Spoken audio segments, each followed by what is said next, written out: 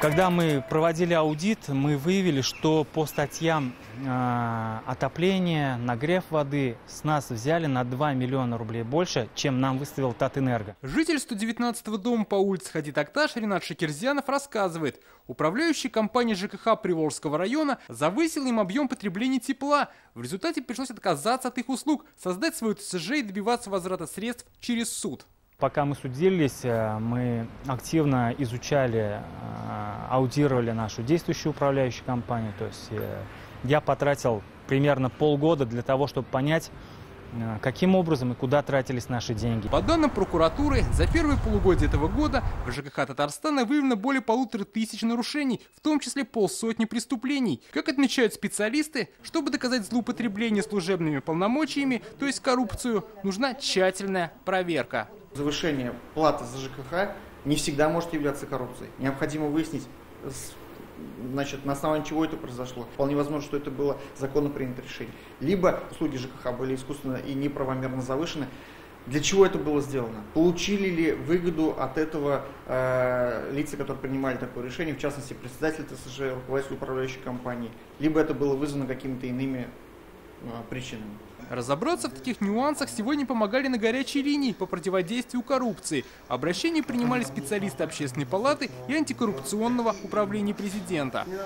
Вы подозреваете, что есть коррупционная составляющая в взаимоотношениях между стороной защиты, и следствием?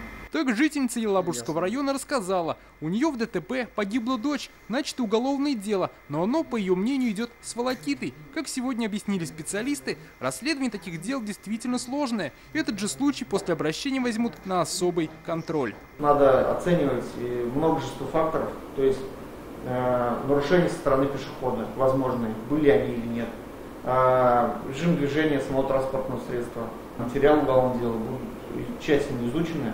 Если действительно есть признаки каких-то нарушений в действиях должностных лиц, которые занимаются расследованием уголовного дела, я думаю, что обязательно будет от этого эффект. Были звонки по поводу трудовых отношений и проблем вкладчиков. Как отмечают, по разным темам на антикоррупционную линию звонят в течение года. За прошлый год в общей сложности больше 100 обращений поступило. Конечно, нельзя сказать, что все они были именно по поводу противодействия коррупции. Конечно, людей волнует насущный вопрос, если мы берем сферу ЖКХ, там крыша течет, или двор не убирают. Поэтому любое обращение, конечно, мы будем фиксировать. По информации прокуратуры, за полгода в Татарстане выявили 707 коррупционных преступлений. Чаще всего жалуются на здравоохранение, образование и ЖКХ. Горячие линии будут проводиться и впредь. Дмитрий Арин, Ринат Сафин, ТНВ, Казань. Наша рука помощи вашему бизнесу. Антикризисные предложения. Телефон 843 5 705 100. Көтелмәгән кунак көттөреп кенә интернет челтәрләренә дә килеп җитте. Хәзер бу фильмның барлык серияларын ТНВ.ру сайтында карап була.